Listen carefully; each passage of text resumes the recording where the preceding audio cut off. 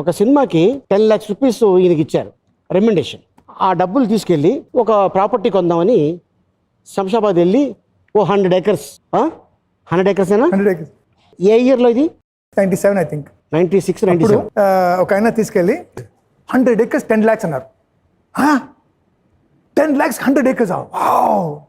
అప్పుడు నా డ్రైవర్ ఉన్నారు కదా, పృథ్వీబాయ్ కాయ అదే 10 lakhs నువ్వు కొంటావు, కానీ ఇది ఫెన్సింగ్ చేయాలంటే 20 lakhs పడుతుంది, లేదంటే ఇక్కడ మెయింటైన్. అవునా? వచ్చేసాను. వచ్చేసి ఒక స్మాల్ ఫ్లాట్ తీసుకున్నాను. ఇప్పుడు 100 acres ఎయిర్పోర్ట్. ఆ డ్రైవర్ని ఎందుకు తీసుకెళ్ళావు? వాడెందుకు పోసుకున్నాడు? వాడి వల్ల 100 ఎకరాలు పోయింది. సో ఇలాగే చాలామంది ఒక ల్యాండ్ కొనే ముందు సలహాలు అడగాలి, ఎవరినైనా అడగాలి. బట్ ఏంటంటే ఆ ల్యాండ్ గురించి వాల్యూ తెలియని వాళ్ళకి మనం చెప్తే ఏమవుతుందంటే వాళ్ళు వేరే సలహాలు ఇస్తూ ఉంటారు. అంటే ఇక్కడ ఎందుకు కొంటావు, వేరే దగ్గర కొనొచ్చు కదా అనేసి. చాలామంది అలా మిస్గైడ్ అయిపోయి వేరే దగ్గర తీసుకుని చాలా ఇబ్బందులు పడినారు. మీకు ఒక చిన్న ఉదాహరణ చెప్తాను. మాకు ఒక కస్టమరు ల్యాండ్ తీసుకోవాలి అని మా దగ్గరకు వచ్చారు. వచ్చిన తర్వాత అన్నీ చూసుకున్న తర్వాత మా బాబాయిని అడగాలి సార్, నేను మా బాబాయిని అడిగి ఏదైనా చేస్తాను అని చెప్పారు. ఓకే అని చెప్పారు.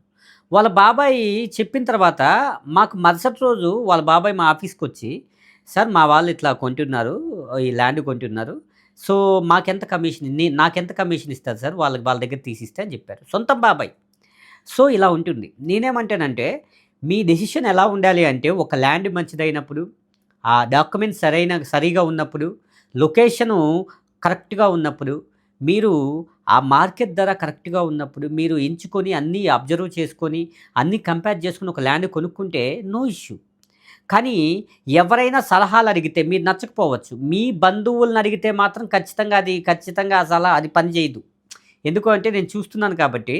మీరు ఏదైనా చేసే ముందు, ఒక మంచి పని చేసే ముందు మీరు వెరిఫై చేసుకొని, మీరు లాయర్ దగ్గరికి వెళ్ళి మీరు అన్నీ చెక్ చేసుకున్న తర్వాత మళ్ళీ ఒక ప్లాన్ చేసుకోండి. అంతేగాని ఒకరిని సలహా అడగడం వల్ల కోర్టులు పోవచ్చు. ఈరోజు మీరు మంచి ల్యాండ్ తక్కువ ధరకు వస్తుందన్నా సరే ఒకరి సలహా వల్ల మిస్గైడ్ అయిపోయి వేరే దగ్గర తీసేసుకోవచ్చు. లేకపోతే వేరే వాళ్ళు కమిషన్ కోసం వేరే దగ్గరికి వెళ్ళి మీ దగ్గర పేమెంట్స్ చేపించవచ్చు, చెప్పలేం. ఇప్పుడున్న సమాజంలో మానవ సంబంధాలన్నీ ఆర్థిక సంబంధాలుగా మారిపోయాయి. కాబట్టి నాకు తెలిసి మీరు తీసుకునేటప్పుడు మీరే వెరిఫై చేసుకొని, ఎవరినైనా ఇంకొకరినేమన్నా మీ బంధువుల్లో కాకుండా ఎవరినైనా అడిగి మీరు తెలుసుకోవడం బెటర్, తీసుకోవడం చాలా చాలా బెటర్.